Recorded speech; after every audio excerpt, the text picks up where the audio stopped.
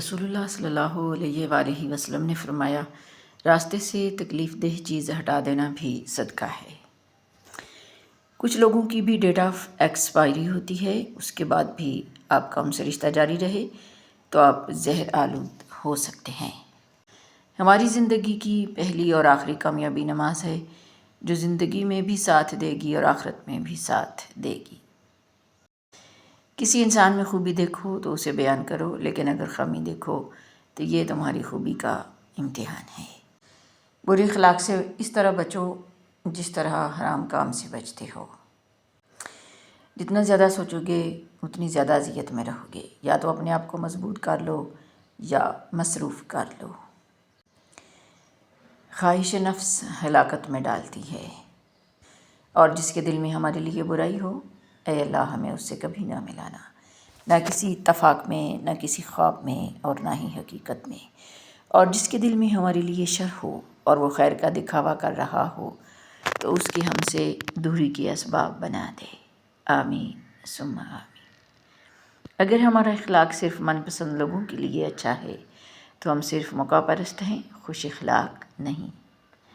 اپنے ہی ایک وجود پہ ہمیں رہا حق نہیں مرضی کا، ہر ایک چاہتا ہے مداخلت اب ہماری سوچوں پہ بھی۔ وقال ربکم ادعونی استجب لکم، اور تمہارے رب نے فرمایا ہے مجھے پکارو میں تمہاری دعا قبول کروں گا۔ سورۃ المومن۔ رسول اللہ صلی اللہ علیہ وآلہ وسلم نے فرمایا، اپنے بھائی کی مصیبت پر خوشی کا اظہار نہ کرو، کہیں ایسا نہ ہو کہ اللہ اس پر رحم کرے اور تمہیں اس مصیبت میں مبتلا کر دے۔ جامعہ ترمذی۔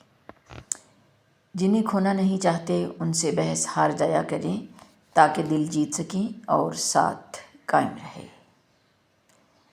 اللہ اپنے نیک بندے کی تقدیر ایسے بدلتا ہے، پہلے دل بدلتا ہے پھر حالات۔ پیٹ فقیر کا بھی کبھی خالی نہیں رہتا اور سبھی خواہشیں بادشاہ کی بھی پوری نہیں ہوتی، اس لیے جو آپ کے پاس ہے اس میں خوش رہنا سیکھیے۔ آج آپ کی زندگی ویسی ہے جس کی بنیاد آپ نے 1 سال پہلے رکھی تھی، اور آج آپ جو فیصلے کر رہے ہیں اور جو محنت کر رہے ہیں، جو عادتیں اپنا رہے ہیں، 1 سال بعد آپ کی زندگی اسی کا نتیجہ ہوگی۔ اس لیے اگر کل بدلنا ہے تو آج کو بدلنا ہوگا۔ اکیلے رہنے والے ہلکے نہیں ہوتے بلکہ بھاری ہوتے ہیں۔ انسان نے ہمیشہ اپنے خیر خواہ کو اس کے چلے جانے کے بعد ہی پہچانا ہے۔ اگر آپ جھوٹ کو پہچان نہیں سکتے تو آپ اس شخص کا ہتھیار بن جاتے ہیں جس نے وہ جھوٹ بولا ہے۔ ہر مضبوط انسان کے پیچھے ایک ایسی کہانی ہوتی ہے جس نے اسے مضبوط بننے کے علاوہ کوئی دوسرا راستہ نہیں دیا تھا۔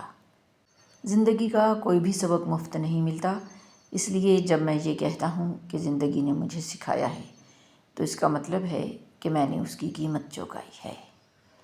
جو چیز بہت زیادہ چمکتی ہے وہ خطرے کو دعوت دیتی ہے۔